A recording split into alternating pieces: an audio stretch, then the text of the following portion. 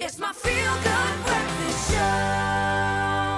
Oh, good morning, beautiful Expresso family. If you're just joining us, then you are indeed just in time. We got so much that we still got to do right here on your Feel Good Breakfast Show, but we need to get into something that is so important, something that is being recognized on the 10th of October on Thursday, and you may have heard from Carissa exactly what it is about. It is World Homeless Day, and this is a global crisis that unfortunately is a plight in South Africa, something that indeed is a terrible problem that I truly hope that we can continue to try and alleviate more and more of each and every day, each and every year. However, that's what World Homeless Day is about, trying to find out what it is we can do in our own capacity, but also with incredible organizations like the one that is run by Leona Pienaar. She is the lady who is behind Mold, Empower, Serve. And when we talk about an organization that truly encapsulates what we say when we talk about the people who are heroes, even though they don't wear capes, they are still heroes. Everybody, please, let's welcome Leona.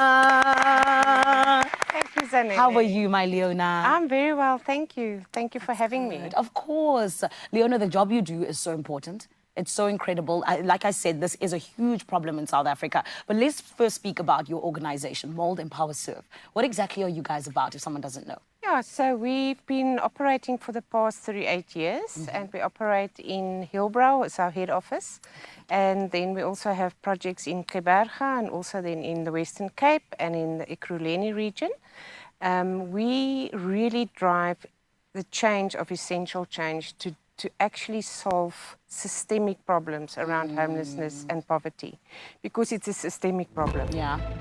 But we also really are passionate about building thriving urban communities where there's access to effective and efficient pathways out of homelessness and poverty. That's really our passion. And I think that that's so incredible. And, you know, with you saying that it's a systemic problem, I was literally having the conversation with a friend of mine just the other day where we were like, so many problems in South Africa, it's literally because of the system.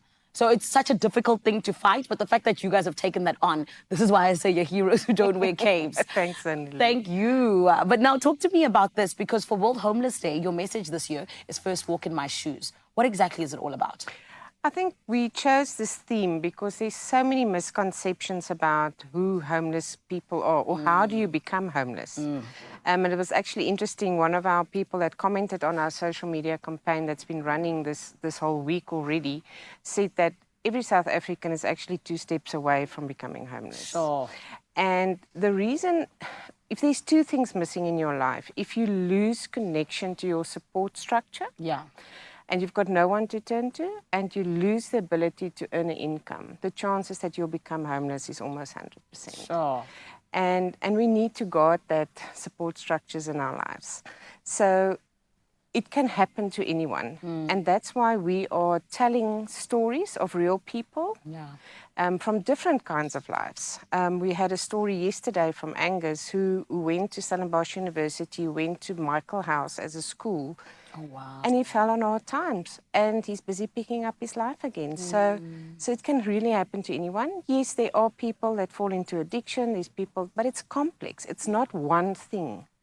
And that's what we always say to people. It's not just about losing a house. There's so many layers in homelessness. There's trauma, there's mental health, there's rejection, there's LGBTQ rejection, there's coming out of prison and nowhere to go. So there's so many different people that end up homeless, and you can't label it as one problem. And with you even starting on the next thing I was going to ask about, I think that that's what it is in terms of people being misinformed, is that they think what they know is correct, but actually they aren't even hitting the nail on their head even a little bit. So can you speak to us about the misconceptions that people have in terms of homelessness? You know, what are the things that they might be shocked to find out when we talk about what the real facts are?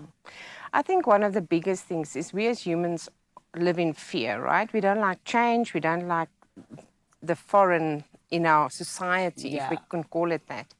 So often when we try and start a help center or a service center in a specific community, people are saying, no, you're going to pull the homeless into our community. And I just want to say that when you start a service center in your community, you actually give them access to a way out. You're not pulling people in. And we started the Centre of Hope in Parow a year ago, and we worked with a local security group, Voortrekker Road SID, and they monitored the incidence of crime linked to homelessness prior to the centre opening. Yeah.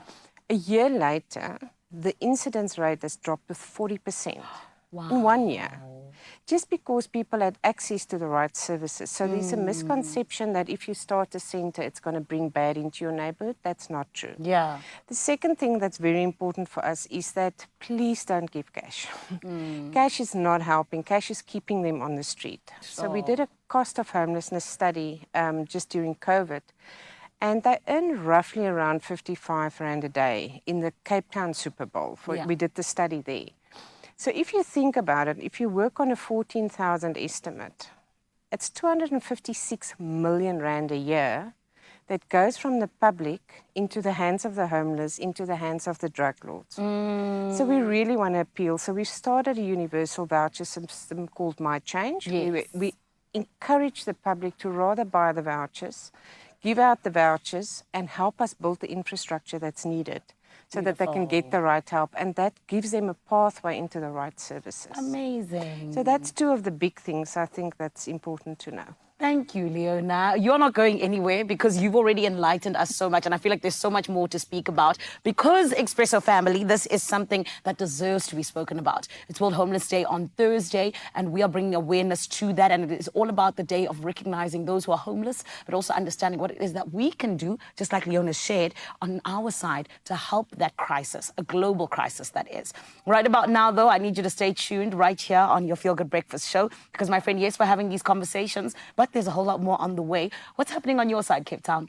It's my Feel Good Breakfast Show.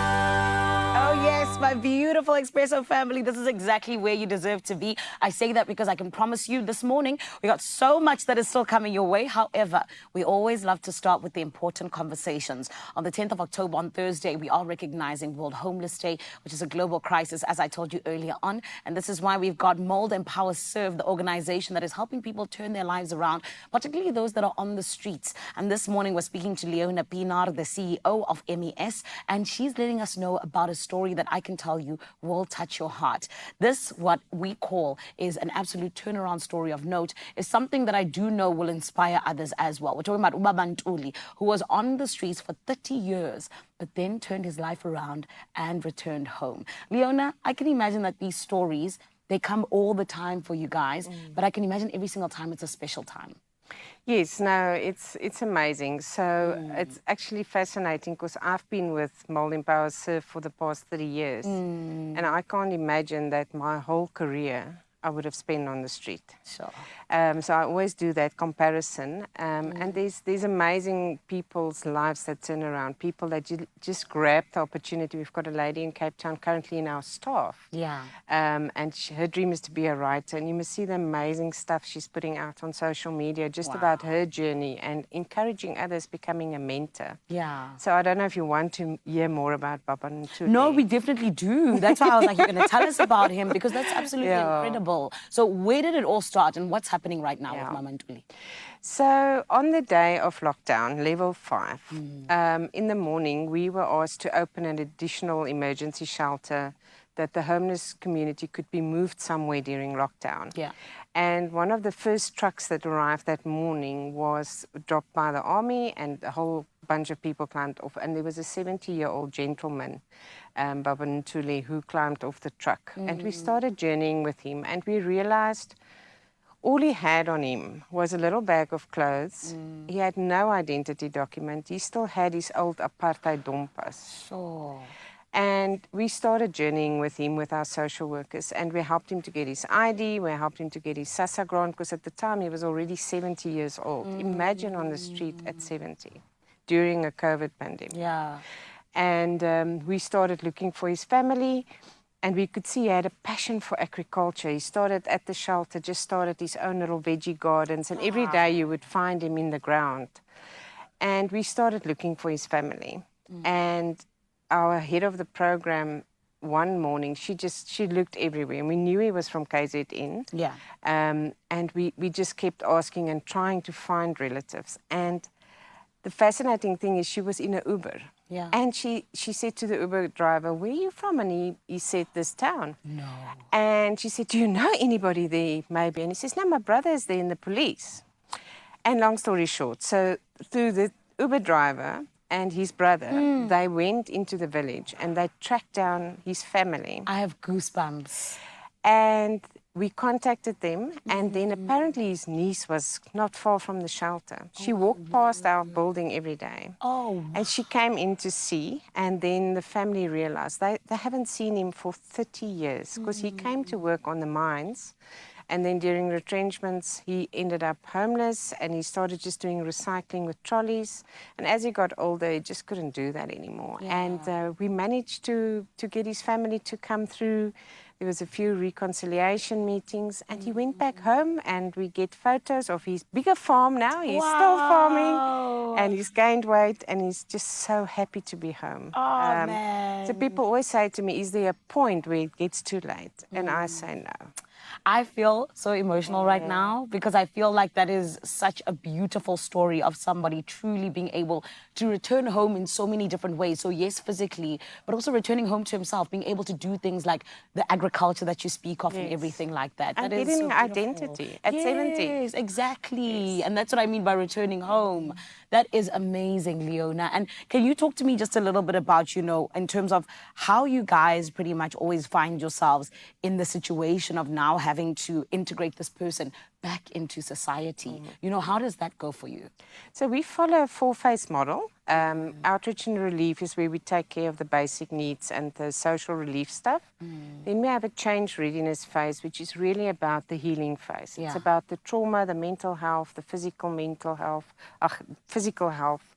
And we journey with them through that phase. And then it moves into what we call work readiness. So work readiness is very crucial because they need to learn to work in a team again. They need to learn to show up on time, be clean, be sober, all of those basic things we take for granted. So our work readiness is really experiential work training. Yeah. And then the integration process starts. And for that to happen, they need to have a track record of soberness. So they've had to nail their rehab. They have to have an income, a stable place to stay, need to know where to spend their leisure time. Because often leisure is spent in a bar, and they need to find new ways of doing leisure. So we also work on that. Amazing. So that's part of our integration. Leona, you are incredible. Thank you so much for the amazing work you do. To even think that you've been doing it for 30 years, that's how old I am. So you've been doing it literally for my entire lifetime. So thank you for that. Thank you for continuing to serve. And I hope and pray that all the blessings just continue to come upon you for all the great work that you guys do.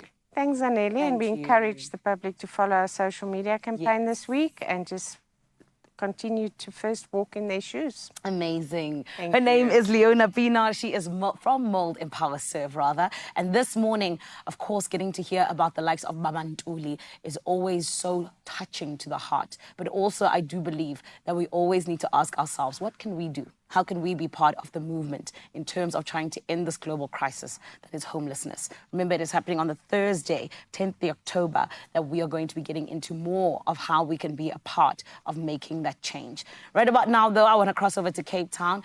My amazing Carl, how beautiful was that story about Baba Ntuli?